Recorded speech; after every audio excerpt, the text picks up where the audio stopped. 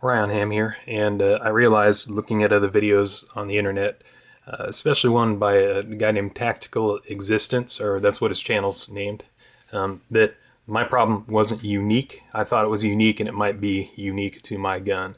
So I'm just going to go ahead and, without my Remington R51 in front of me, demonstrate the problem I had, and let's go right to the video.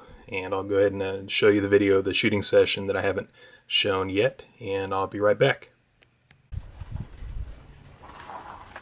Okay, first shots with the Remington R51, and we have 100 grain Winchester. I didn't know they made it. I had a box laying around. I'll finish it off. First shots again. Okay, I loaded a full magazine and put one in the chamber. We'll see how it shoots.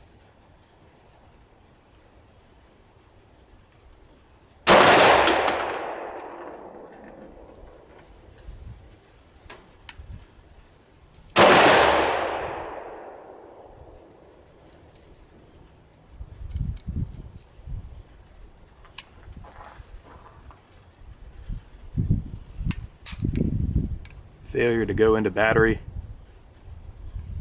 I'm assuming it's in battery now. We'll take another shot with it. I think I had that same thing the first round. We'll see.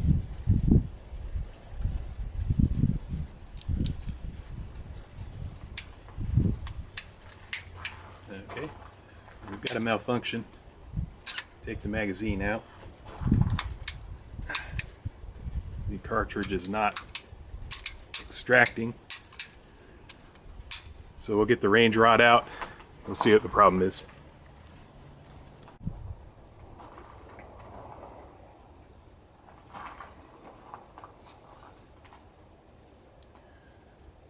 That does not look right. I'm going to go on the presumption that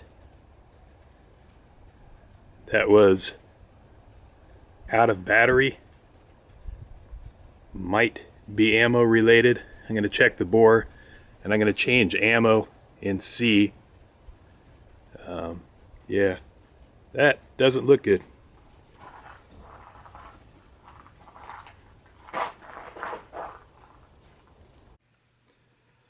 Okay, we're back, and I'm giving you a closer look at that casing.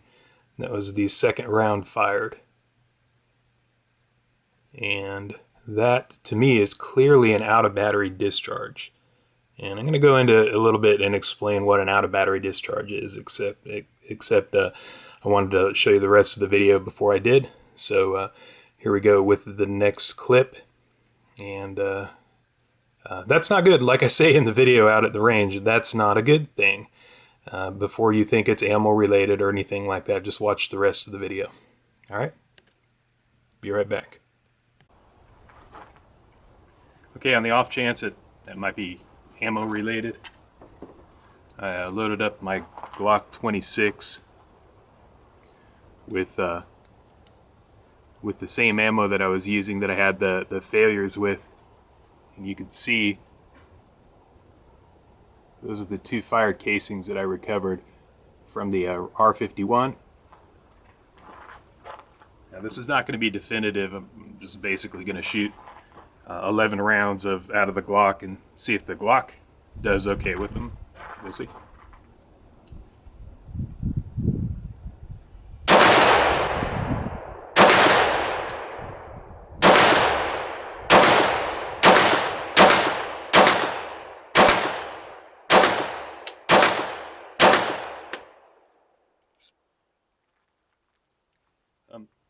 It's not definitive. I'll just shoot the rest of them through the Glock and switch to another type of ammo. It is what it is. I wanted to like it, but we'll see. Video. I've got 12 rounds loaded with a Pierce grip extension. I'm going to go ahead and shoot some more of this Remington stuff, or the Winchester ammo. We'll see how it works. I suspect it's going to work just fine.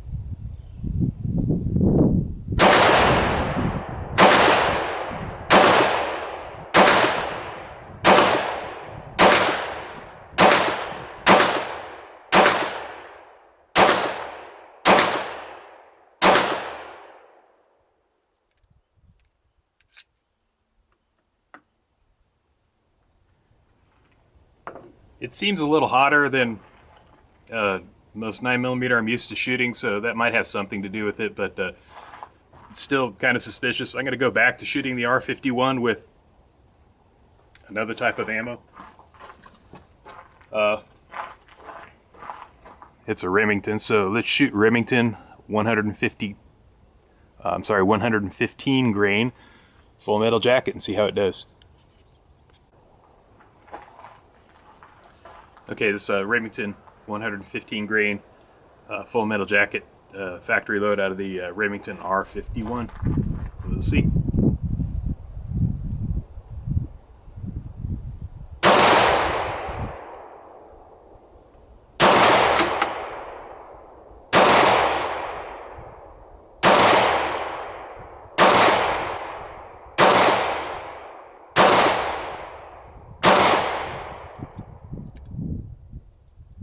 Well, definitely a lighter recoil impulse. I'm going to shoot some out of the Glock also,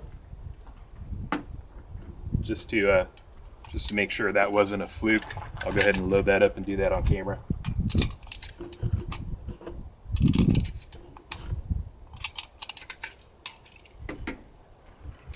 Okay, I think that's about 4 rounds.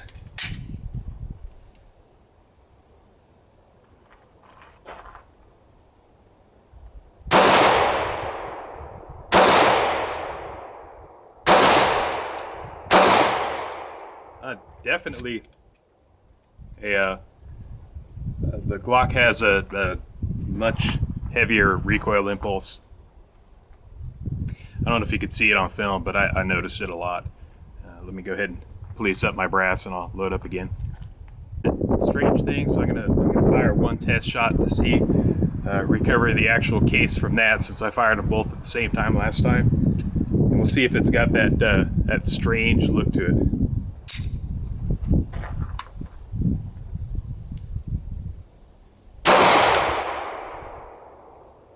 Well, that was easy. Okay, on your right is the bulged primer from the Remington, and on your left is the pretty good primer from the Glock. I fired 2 rounds off camera. I made sure that I was getting the right cartridge, or the right brass out of the right gun. So yeah, at this point I'm going to keep on shooting the Remington, and we'll see if if it improves. If it doesn't, probably going back to the factory. This is a sad face. I really wanted this to work a lot. I like the idea, but again, I'm not a fanboy. So at this point, what I'm trying to do is I'm trying to troubleshoot the gun, and I've shot another brand of ammunition, actually Remington brand, as you can see, and I'm trying to compare it to the Remington. I'm sorry, to the I'm trying to compare it to the Glock 26, which I know works, and obviously I had a little better experience with the second magazine full of ammunition. I only got 2 shots out of the first one, but the Remington seemed to feed Remington ammunition just fine. I mean, everything was on camera. You saw everything. Second magazine, you know, the rounds rounds 3 through 10. So now we'll go on, and what I'll do is I'll post just a little bit more of the shooting video. I won't bore you with a lot of the Glock stuff that I was shooting, just because you know the Glock works and it's going to continue to work. Spoiler alert. So I won't show you that. So we'll go back and shoot a little bit more. Okay. So I gathered up all the brass, and I separated it, what fired through the Glock, and it's obvious because it's got a little rectangular primer mark on it, and the stuff that fired through the Remington, and that's obvious because every one of them had a little popped primer thing. I'm going to fire one more type of ammunition. This is Tula Brass Max, not the highest quality, but you know, it's brass ammunition, and that'll kind of give me a baseline for what I'm looking for before and after. I'm going to fire 1 round. I'm going to make sure I have my eye protection on this time, and put my ears on too, and we'll see. I had earplugs in earlier. I just don't want to wait for them to puff up on the camera. Okay, loading 1 round of the Tula.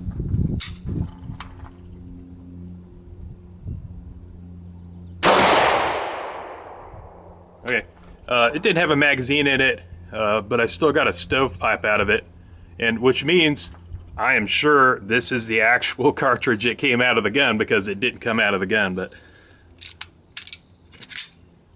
okay, there it is, all on camera.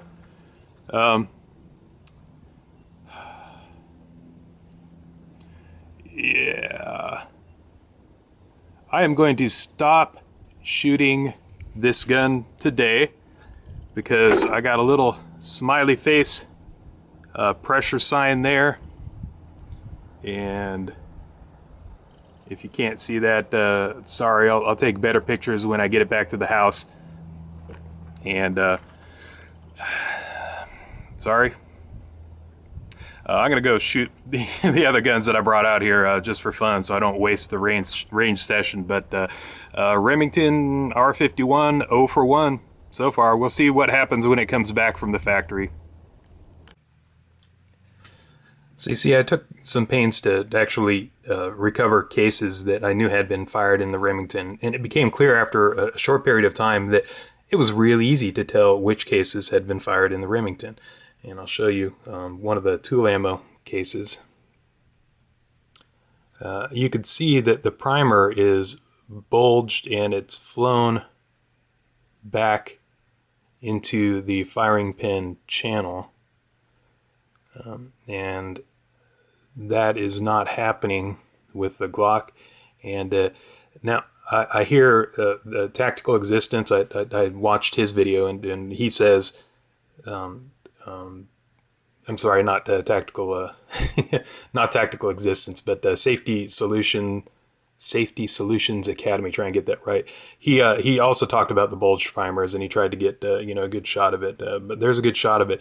Everyone except for my major failure had a bulged primer.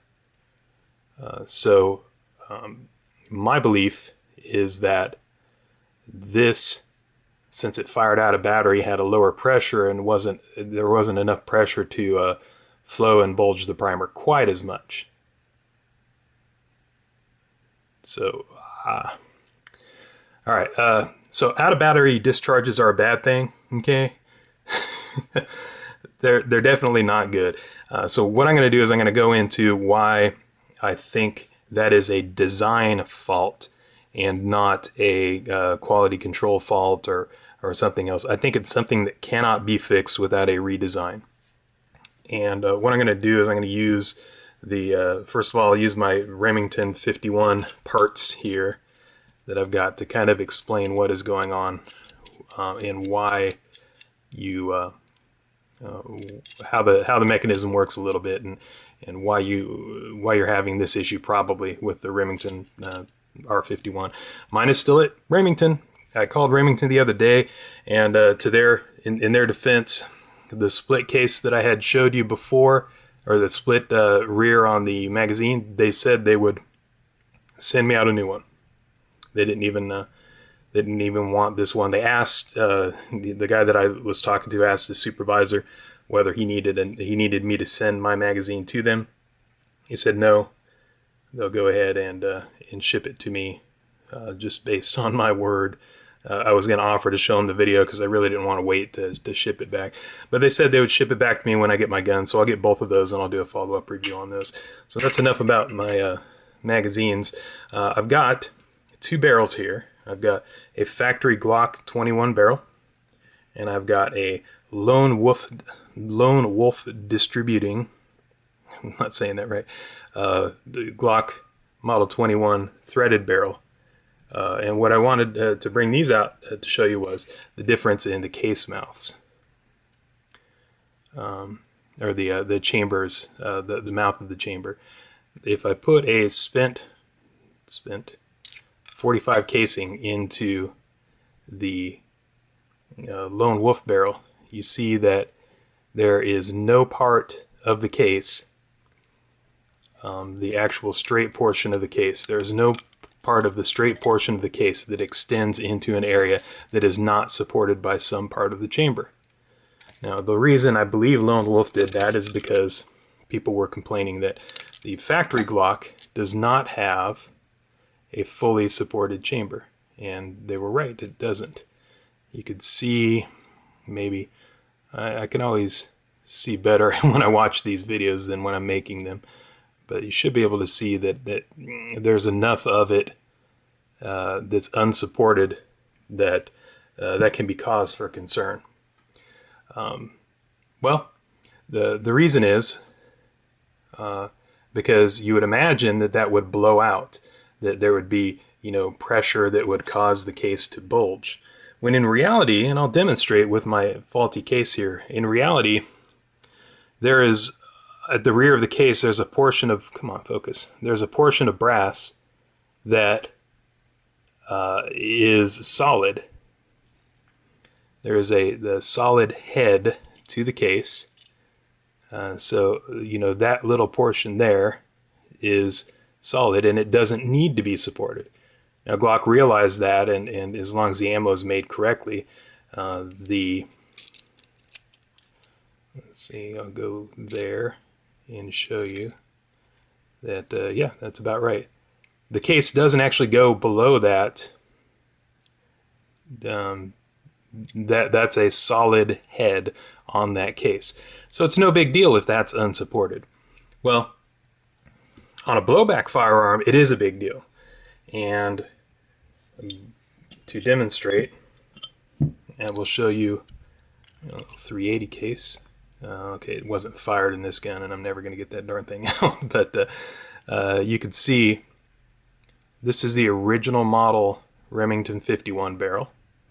And you can see it is a fully supported barrel. It's not in there all the way. I don't have a mallet or anything to pound on it, and so I don't want to do that right now. But if it were to go in a little bit more, you can see it's a fully supported case. And that's important to remember as I try to as I try to get it out here. It's important to remember that it's a fully supported case because it will blow back. It will actually push the slide back. And when it does that, all bets are off because the chamber dimension actually changes. And the bolt, when it is blown back, has blown back that far, which is a good amount. It's blown back that far out of the chamber. Darn it. Trying to illustrate here something here, and there you go. It is blown back that far out of the chamber under recoil. You can see the locking lug is still engaged there, but the case is partially extracted, and then it's unsupported at that point. On a 380, probably not that big of a deal, because we'll go ahead and do the same measurement I did on the 45 case earlier.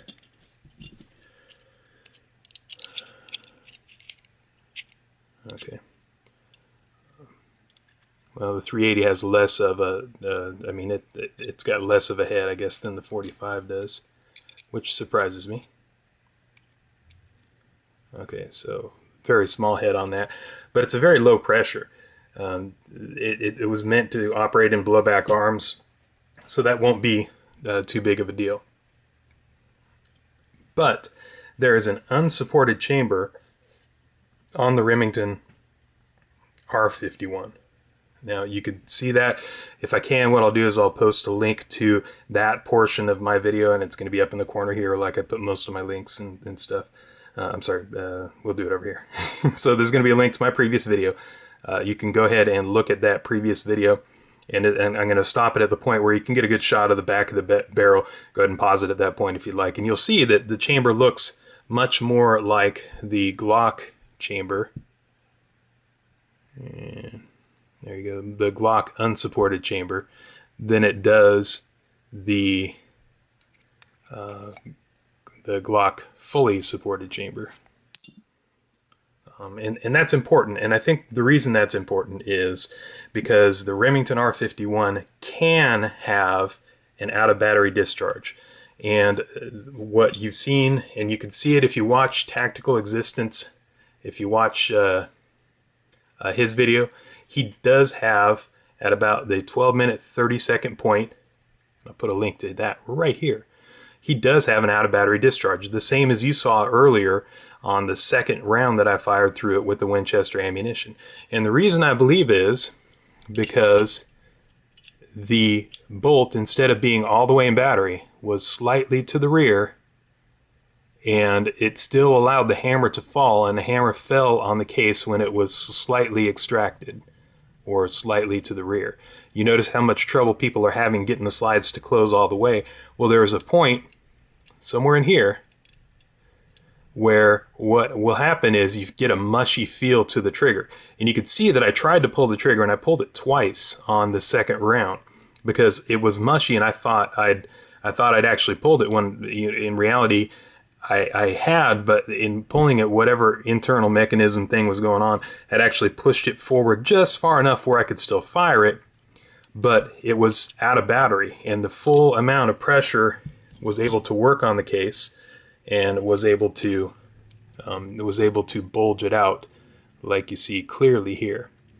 It didn't blow out the case, but it bulged it out, and it locked the mechanism up, and you can see where Tactical Existence, his video, he shows the same thing, and again, I'll re-put the link up here just in case, and you can see that. That's bad.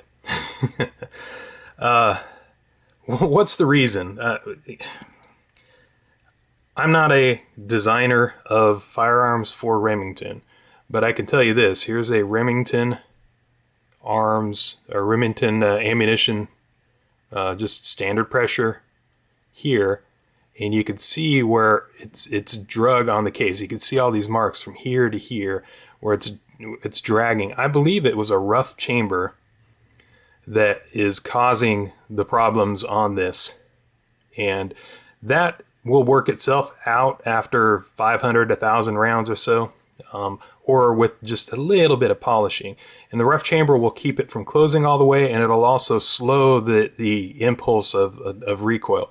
And what a rough chamber will also do, and this I've known from putting hundreds of thousands of rounds downrange over the years and seeing just a few mistakes, what it'll also do is it'll lock the case in the chamber under the pressure of the 9mm round, and instead of the case recoiling, the primer will actually set back, or in this case bulge back, and start pushing the slide rearward because the case is so it's expanded onto the insides of the chambers, and it's trying to push back. Well, the path of least resistance in this case is the primer, and it certainly bulged the primers out. And the only time it didn't do that was when the pressure was released enough and low enough because it had all blown out the side and locked itself in the chamber.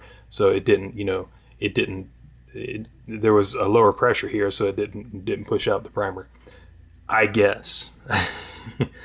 A lot of people have been beating me up over this because, oh, why didn't you say anything before? Well, I thought I had a lemon gun. And what I wasn't going to do is I wasn't going to post a review of a lemon gun. Even Glock has lemon guns, and you've all seen them. I wasn't going to post a review of a lemon gun and let everybody say, oh, well, you got a lemon, or you're a liar. And I've been called a liar by 4 or 5 posters, commenters. I've had a few personal messages calling me a liar. Well, okay, I didn't stage this. I didn't stage on camera. I never even corresponded with Tactical Existence until today, and I just posted a couple of messages saying, hey, I had the same problem. I wasn't going to post this until somebody else posted it, or until Remington got back with me and said that there was a problem. I did not want to malign Remington. I really want this gun to work. And I hear that from a lot of other people who bought this gun, the early adopters, the beta testers, who've bought this gun because they love the original Remington Model 51, or for whatever reason, because they just wanted it to work right. Okay, I've got all that off my chest. I'm going to say I still want the gun to work. There are some issues with it. There are some issues that definitely need to be fixed. I want it to work as well as my original Remington Model 51. I want the R51 to be what the Model 51 couldn't be because of the Great Depression shutting down production. Is that clear enough? I don't know what else to say. I really take offense to the people who've criticized the way I've handled the gun. Well, for me to be responsible for the things that have happened to the gun, first of all, I have to be anti-Remington. Well, I'm clearly not anti-Remington. I love Remington. I've got a lot of Remington guns. I've got a lot of old ones. I've got a few new ones. And really, I'm not as interested in the new ones because everybody's got those. I like stuff that nobody has. I like interesting stuff. So first of all, I love Remington. So if anything, you can criticize these videos and say, oh, I wasn't harsh enough on Remington. Well, I said, early on that I wasn't going to bash Remington unless they deserved it. I was a fanboy of this of this gun, certainly, but I was going to tell it like it is.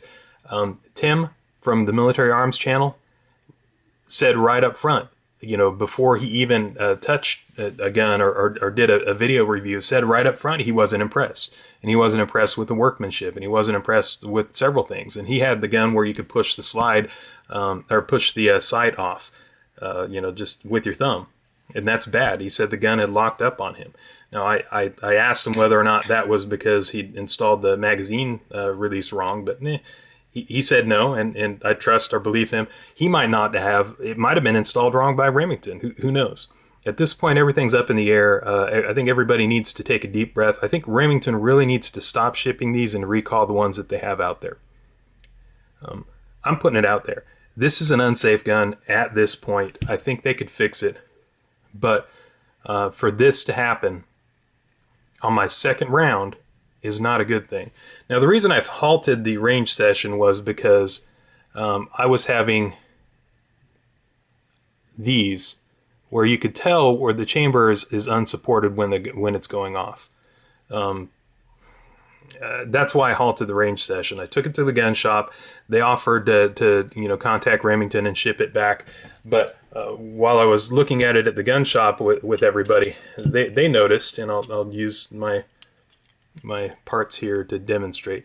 They noticed something, that when the gun wasn't in battery, they were pulling the slide back slightly and pulling the trigger, and the gun was the hammer was still falling. And that leads me to believe that you could fire it out of battery. Now, I have proof now that you can fire it out of battery, so I didn't need to be led to believe, but let me clear this one just so when I demonstrate, people don't freak out because I might shoot somebody through the internet. Ones and zeros will cause the gun to go off and strike somebody and freak somebody out. So let's try and get this this Remington Model 51 that's always been reliable to fire out of battery. So it's, get that out of the way. I don't want to hurt my gun. Okay. So there we go. Can't fire. Can't fire. Can't fire. Now see, that's almost in battery. Still can't fire. Sorry. Now I can fire. Now, I'll do that again. I knew it. I'm just impressed with the quality control and the workmanship. Okay, I can fire it now. I just showed you that. But let's take it. Trying to get it to move just a little bit. There we go. Let's take it just a little bit out of battery. And remember, I've got the grip safety put in. The magazine's in there. I cannot get it to fire. Move it a little bit further forward. Still can't get it to fire. There. All the way forward. Fires just fine. You can see the tolerances there. Remington obviously has not got those tolerances on the new gun. I'm going to say Remington, but I'm also going to say Parrott Ordnance, because Remington really absorbed para-ordnance, and they're being made in North Carolina by para-ordnance. So it's Remington, but para-ordnance is a part of Remington now. Yeah, apples to oranges. Cadillac, Pontiac, Buick, GM, GMC, whatever. It's all the same. It's the same company now. Having shown you that, and Remington's got my gun. I can't show you that that'll happen, or that won't happen that way with the Remington R51. Having shown you that it has a fully supported chamber, and you've seen on my other video where you could see where the Remington R51 barrel does not have a fully supported chamber. I think the evidence is there. I'm going to cover other things in other videos as soon as I get the gun back. I might post a few other videos. I really want, it's a video, I want to have the R51 in front of me to do all of this. The major issues I have with it design-wise at this point are the magazine release can be installed wrong. It's a poor design. The gun can fire out of battery. That is a fatal flaw. It should not happen. The magazine, or the grip screws loosening up, I don't think that's a big deal. I know I know other guns that do that. That, you know, if they make the screws larger diameter and finer thread pitch, I think they'd have a lot less problems with those guns. Or, you know, they'd make the gun wider in some cases, but they really need to keep the gun, or the screws, from loosening up. The rough action is that's a execution thing. That's a I think they're not polishing them up well enough. I don't think they're machining them well enough. I've blabbered on for a while here. If you disagree with me, go ahead and post it in the comments, and I'll try and address it. I'm not perfect. You know, I'm sure I can make mistakes. In this case, the mistake is not mine. The mistake was Remington's. I'm not bashing them. I want this gun back. I intend someday, if it's fixed, to carry it. Please just address the issues at this point, Remington. That's all I've got to say. If you like this video, again, please like, favorite, subscribe, share, comment. Enjoy. Goodbye.